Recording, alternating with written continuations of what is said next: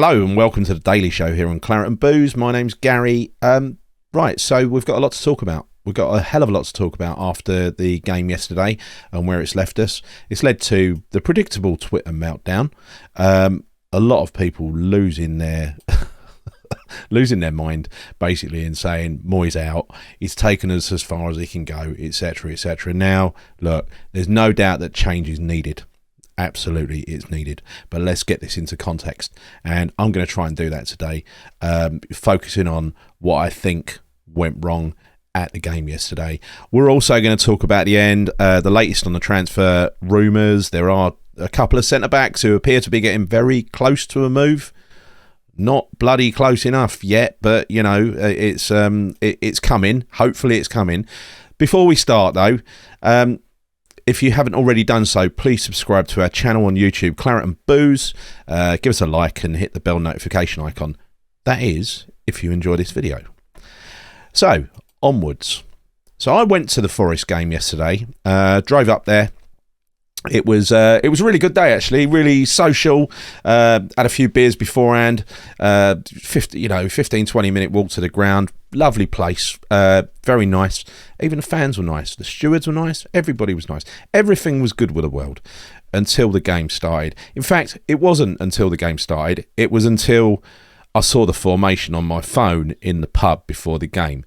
Because if you watch a lot of our shows, you would have watched the Saturday night one where we spoke about what we would like to see, as in me, Nick and John, we all agreed that we wanted to see a 4-4-2. We agreed that we didn't want to see Scamacca thrown up there on his own. We didn't want to see Antonio languishing up there on his own anymore. We wanted to play a 4-4-2, a good old conventional system that probably suits the players that are available to us. And so we were sort of speculating and saying, 4-4-2, Scamacca's going to start, Cornet's going to start, he's going to go balls out for this one, because we'd all watched Nottingham Forest the week before and realised they were a little bit poor, right? And we also knew that their fans would be massively up for it, as they were, incidentally. Very, cracking atmosphere at the City Ground that they generated. And it kind of apparently on the telly you couldn't even hear us West Ham fans, and we did a fair bit of singing in the first half, but we were just drowned out. I think it sounds similar to that Frankfurt game we went over there. Nobody could hear us. But anyway, sort of that aside, looking at the selection, I was if you go back to what me, Nick and John said, we said this is what we'd like to see, but this is what will actually happen. And what we all predicted was it'd stick with 4-2-3-1 and make minimal changes. And the reason is, we now know David Moyes really well. We know what he's going to do. He very, very rarely surprises us. And so when the team come through, it was disappointing, but not surprising. And so I just hoped for the best and went along to the ground.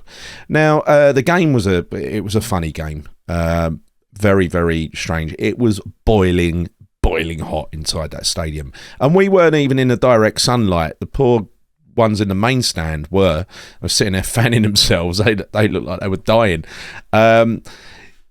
But we sort of found that out later, 10 minutes before the end of the game, when the sun actually moved across and we were in direct sunlight. My God, it was hot.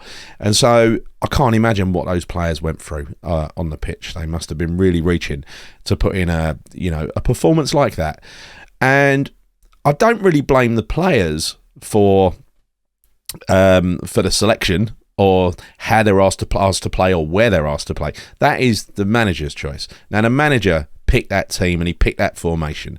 He decided that he was going to have Declan Rice sitting deeper. He decided that Thomas Souček was going to be playing, pretty much as a second striker in the second half of the pitch all the way through. Right? They are his tactics, and I am reluctant to have a go at the players, apart from one or two who I felt didn't turn up. One especially, Jared Bowen. Guy's got to pull his socks up. He's an England international now. He looks far from being an England international winger, let's face it.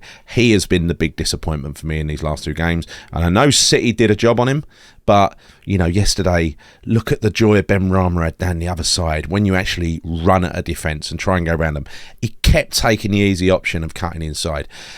But look, when it comes to criticism of players, I think there were a few average performances on there as well. Souček, average. Soufal, average. I think Ben Johnson, responsible for that goal, let's be honest. He's not a centre-half, and he shouldn't be asked to play as a centre-half, but here we are. He is being asked to play as a centre-half game after game after game. Now, I've been to these games before, and I'm sure you have as well, where it's felt like no matter what we do, the ball's just not going to go in the net. And that's what it felt like yesterday, because let's be under no illusions, in that second half, we absolutely dominated Forest. We were all over them. We hit the underside of the bar. That is a lick of paint from going in twice. We got a penalty, albeit Thomas Souček should probably have scored. And without the penalty, you should have put it to somewhere where the keeper wasn't, similar to his header earlier in the game. He did a great, well, twice actually, he did a great job at finding the keeper when it seemed easier to score. So, you could say that moving him up the pitch worked because it got him into the areas where the opportunities would come, but he didn't take the opportunities, and you've got to take the opportunities. Star of the show by a country mile is someone I don't usually give credit to, but credit where it's due. Saeed Benrahma, he was magnificent, absolutely magnificent, got stuck into him and showed us exactly what you should do when you're up against a side like Forest, right? You absolutely must go at them, not give them any space, and that's what he did. He ran at them for the whole game. Total credit to Saeed Benrahma, brilliant. Now, moving on from that, I mean, the selection is one thing. You can forgive the selection, right? If that's what Moyes thinks, if that's where he thinks the players are in terms of fitness, then who am I to criticise? Who am I to criticise David Moyes? But when it comes to changes during the game, he seems eternally unable to be able to go after a game when we're losing. And I'll take you back to Frankfurt last season, right? I'll take you back to Frankfurt. Second leg, we're actually 2-0 down on aggregate. Did he go balls out and chuck a couple of players up top and really go for it, which is what most managers would have done when faced with being knocked out of the cup in the semi-final? No, he didn't. He continued to play conservatively, and he replaced like for like. Yesterday, we saw the godforsaken 4-2-3-1 formation, which is frankly failing for us now. All he did in that game with his substitutions was reinforce that 4-2-3-1 formation. So he replaced like for like. He took Antonio off. He brought Scamacca on, right? Asked him to play like Antonio. He took Bowen off. He brought Cornet on with, 9 minutes to go, including injury time, and said, do your best on the right wing, son, you left winger. He replaced like for like Fornals for Lanzini. Fornals weren't having his great game. He was in greatest game. He was industrious, but he wasn't doing much. Lanzini came on and done exactly the same. If you're going to go after a game and try to get an equaliser, surely it's better. I mean, I feel absolutely certain that their defence was so flaky, Forest, that we could have done something and would have done something had we overloaded them, had we put Scamacca, physical beast that he is, up alongside our existing physical beast in Antonio, right? Look, it is what it is now. I think Moyes has got to see the wood for the trees and realise that he's got players and he's got options available to him. He doesn't have to stick with the same players and the same formation. You can change it in the middle of the game. So that's my big criticism of Moyes. Conservative substitutions, I hate it. And why is he in that situation in the first place? I mean, he's in that situation because he has failed to go out and sign the players he needs in the transfer market, but more on that afterwards. Scamacca, you can't play him in the Antonio role. You can't. You're wasting Scamacca if you're going to do that. You've got to have someone playing off Scamacca, and that one playing off him should probably be Bowen, right? So, moving on to his post-match comments, David Moyes, he was clearly angry because, look, in the game, we'd had a perfectly good goal disallowed. So he's going to be angry about that. We'd made lots of chances and we haven't put them away. He's going to be angry about that as well. But the one thing I didn't expect him to do was to say, on Benrahma, I think the interviewer said Benrahma played well, and he said, yes, he did.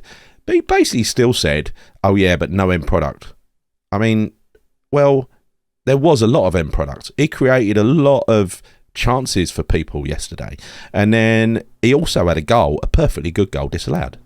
Right, so there was end product, David, and I don't know, sometimes it feels like he's we're a channel with dug Benrahma out quite a lot, but credit where it's due. When he plays well, give him some credit. He is a confidence player. He needs a pat on the back when he plays well. He doesn't need more criticism, to my mind. So I think, Dave, give the guy a break. Give the guy a break. I'm going to caveat it by saying it was against Forest. They were clearly terrified of Benrahma, but also it must be bloody annoying if you've made all those chances to come out with nothing.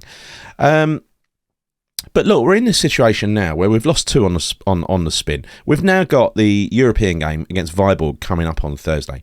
That has got to be the ideal opportunity for Moyes to start Skamaka and Cornet. I think this has come at the perfect time because it can. I pray that Skamaka and Cornet absolutely tear it up on Thursday. I know it's against Viborg, but just give us a glance, give us a glimpse of what they can do. Let's take these Danes to the cleaners. We've got Brighton next week. A lot of people are already saying that that's a loss. That's a home loss. It's as if because they're a bogey side and they are a bogey side that's the way it's going to be forever. Listen, Everton were once a bogey side. We used to lose to them every time.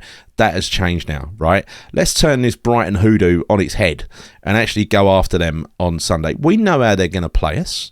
We know what they're going to do. We know they're going to shut us down and deny us space and get in behind us and try to break with pace and everything else. We know all that. And but I'd rather be playing Brighton than Liverpool, right?